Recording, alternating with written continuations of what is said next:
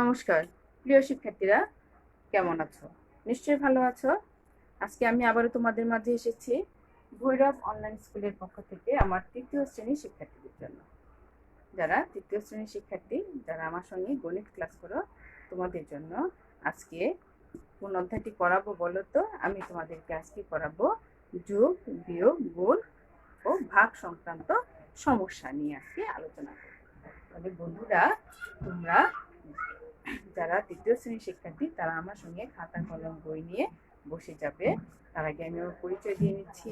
আমি সুমনা পাল, প্রধান শিক্ষক, ভাটি কৃষ্ণনগর সরকারি প্রাথমিক বিদ্যালয়, ভৈরব, কিশোরগঞ্জ। বন্ধুরা, তোমরা খুব মজার মজার অঙ্ক করেছো এই পর্যন্ত, তাই না? আজকে তোমাদেরকে আমি করাবো যোগ, বিয়োগ, গুণ, ভাগ। তোমরা যোগও করেছো, আলাদাভাবে বিয়োগ করেছো, তোমরা গুণও করেছো, ভাগও করেছো।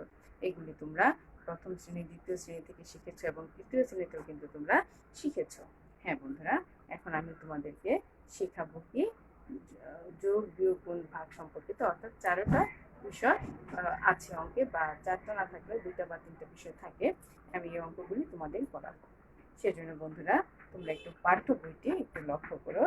তোমরা দেখো 70 পৃষ্ঠা। তোমরা একটু লক্ষ্য করো বন্ধুরা, 70 পৃষ্ঠা আমি তোমাদের জন্য বের করেছি। এই 70 পৃষ্ঠার এই অঙ্কটি আমি তোমাদেরকে আজকে করিয়ে দিব। আমি তার আগে প্রশ্নটা একটু বোর্ডে লিখে নিই, তাহলে পড়াতে বোঝাতে তোমাদের সহজ হবে। দেখো 70 পৃষ্ঠা। গত মাসে রাজুর কাছে রাজুর কাছে 953 টাকা ছিল। 953 টাকা ছিল। 953 টাকা ছিল। প্রতিবার সে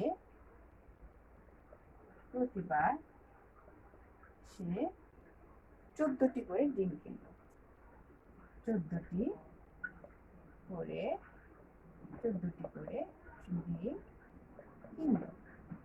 14টি করে ডিম কিনল। একটি ডিমের দাম 6 টাকা। একটি ডিমের দাম কত টাকা? 6 টাকা। একটি ডিমের দাম 6 টাকা। সে 4 বার ডিম কিনেছিল। সে 4 বার ডিম কিনেছিল। গত মাসের শেষে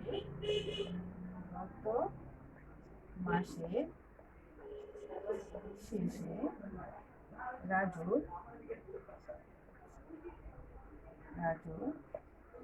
কত টাকা অবশিষ্ট ছিল।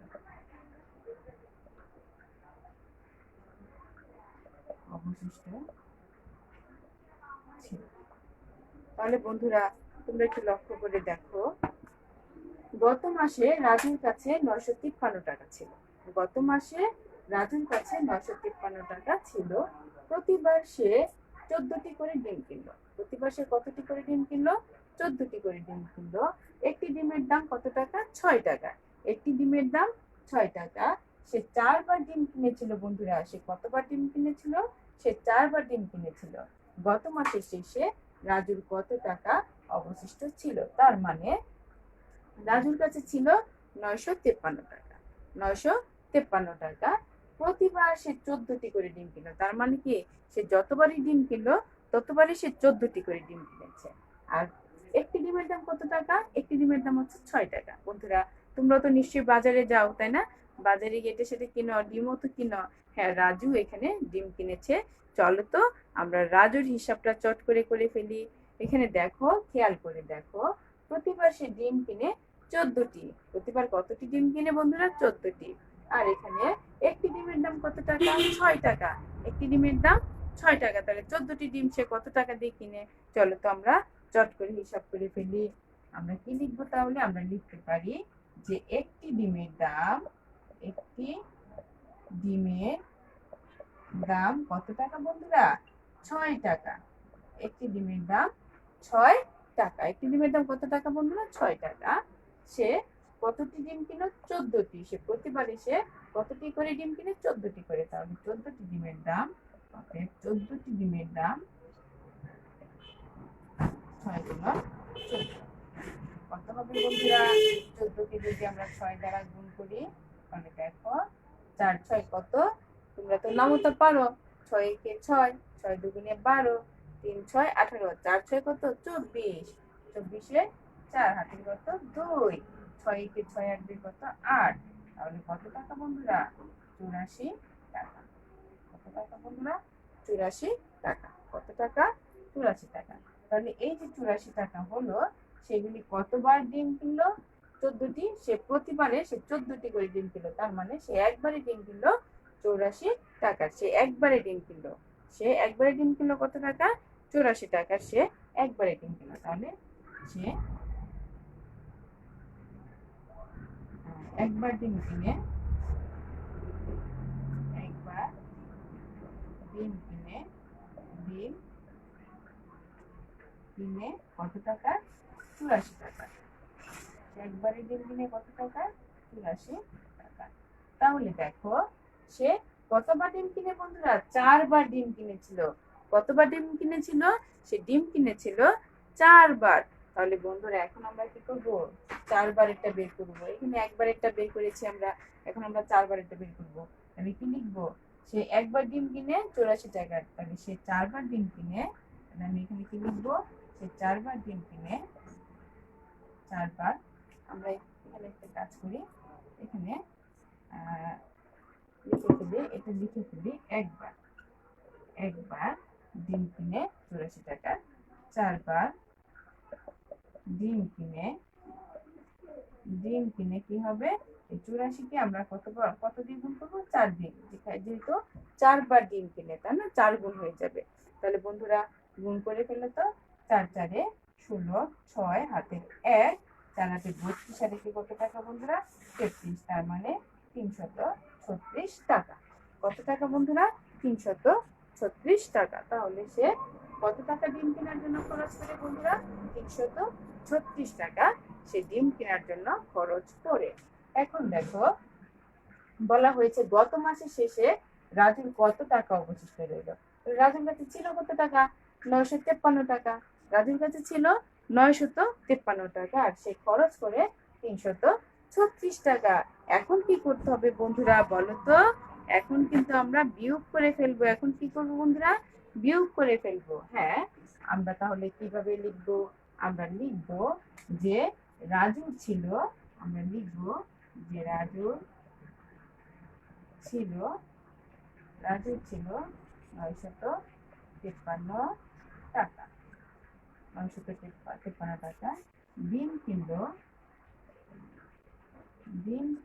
কত টাকা? 336 টাকা। তাহলে অতএব অবশিষ্ট রইল,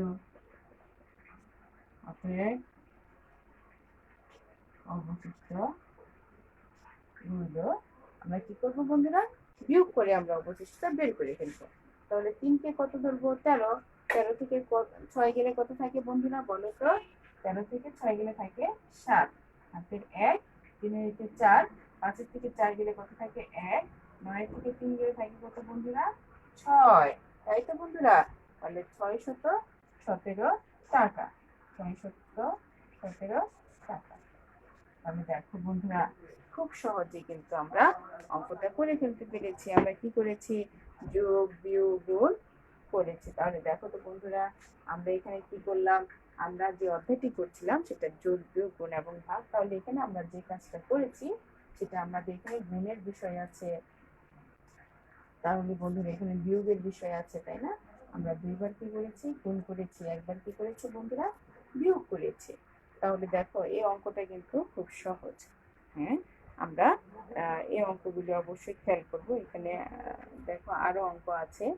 আমি আজকে তোমাদেরকে আর করাতে চাচ্ছি না, তোমাদের একটা অঙ্ক দিয়ে শুরু করলাম। আমি আগামী ক্লাসে তোমাদেরকে আরো 2টি অঙ্ক করাবো। এরপর আমরা ধীরে ধীরে আমরা সামনের দিকে আগাবো। ঠিক আছে বন্ধুরা? এই অধ্যায়ে অনেকগুলো অঙ্ক আছে, আমরা সবগুলো অঙ্ক শেষ করব এবং সেই অঙ্কের পরে আমরা যোগ্যতা ভিত্তিক কিছু অঙ্ক করব। তাহলে বন্ধুরা যে অঙ্কটি তোমাদেরকে করিয়ে দিলাম এই অঙ্কটি তোমরা বাড়িতে অনুশীলন করবে। তোমরা যারা বাড়িতে আছো তারা কিন্তু বারবার অঙ্কগুলো অনুশীলন করতে হবে, কেননা আমাদের বিদ্যালয় বন্ধ, আমাদের লেখাপড়া তো ছাড়লে চলবে না।